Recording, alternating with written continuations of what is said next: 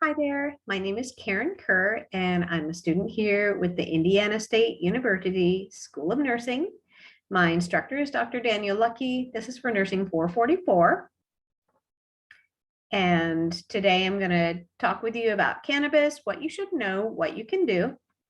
My population at risk is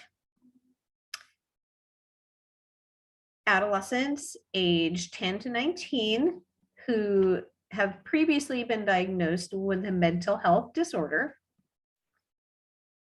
And so here are my objectives. At the conclusion of this module, the learner will identify with 80% accuracy 2 negative effects that cannabis use can have on the brain of the adolescent. The learner will identify with 80% accuracy 1 mental health risk of adolescent cannabis use.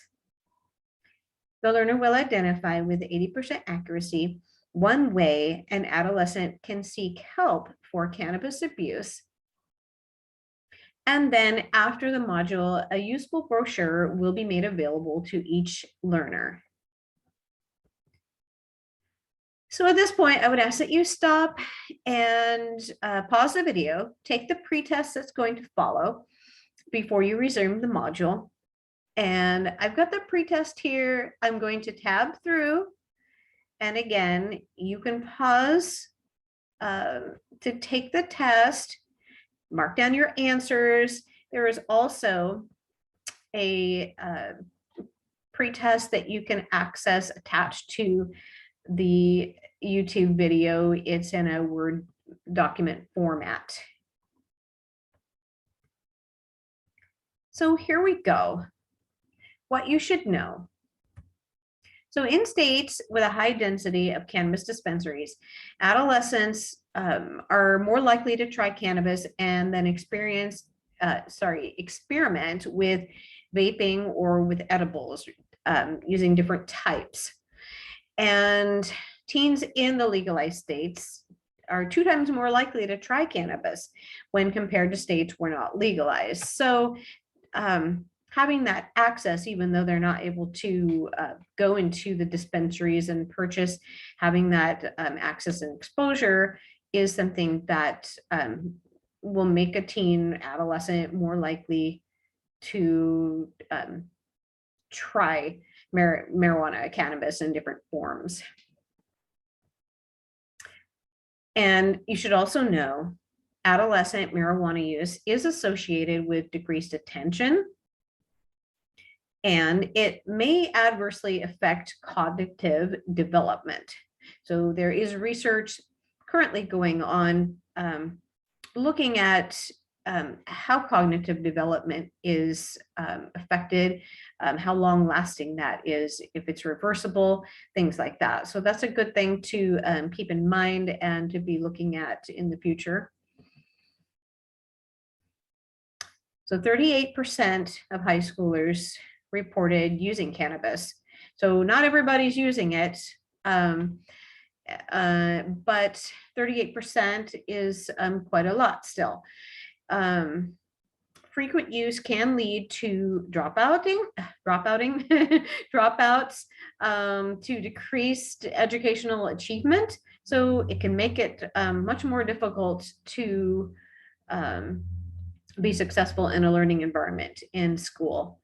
And along with that, cannabis use does affect your thinking, it affects your memory, it can affect coordination and your attention span.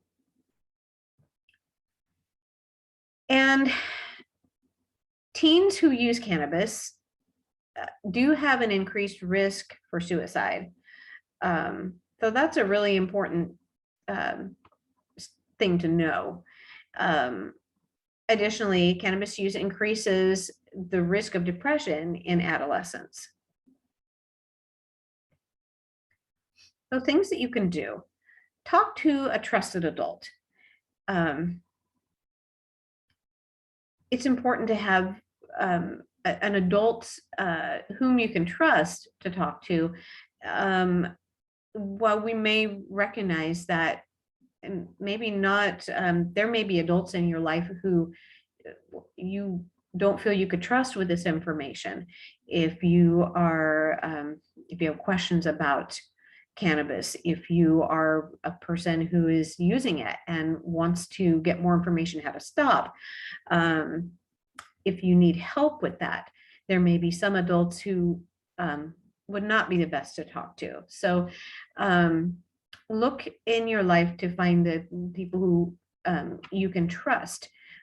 Maybe it's a parent, a teacher, or another family member, and you can seek medical advice. So if you have a family doctor, if you have your pediatrician, somebody that you could talk to, you may want to involve that trusted adult to help you with that conversation, to identify who's a good medical doctor, a good person to talk to, who can refer you to the next step, which would be seeking addiction treatment, if that's something that that you need. And I do also have some resources I'm going to show you later, but seeking that treatment is important. And then, as always, call 911 if you are in an emergent situation. If you are experiencing feelings of suicidal ideas, if you are with somebody who is experiencing those things, if you feel like you're in an unsafe situation, that is a resource that is important. And reach out and contact them, and they can follow up and help you in whatever situation that you happen to be in. And so here's some resources also. You can reach out to the websites here for the National Institute on Drug Abuse. There is one that's geared toward kids or teens, the teens.drugabuse.gov. Also, the Substance Abuse and Mental Health Services Administration, or SAMHSA. You can go to that website. I've got the link right there. You can find treatment in your area. If you happen to be in Multnomah County, there is a 24/7 open crisis line where you can call for addiction treatment or behavioral health crisis. So there's a local number. There's also a 1-800 number that you can call.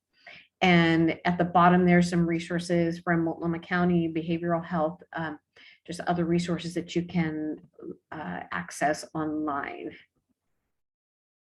So here are my references. If you're interested in knowing where I got the information that we just talked about, I've got some references and links there. And here is my post-test. Again, I'm going to tab through that just pretty quickly, and the answers are highlighted in red. And again, I do have this information attached to the YouTube video. And that's the end. How did you do? I do appreciate your participating in this module, and I will see you next time. Thank you.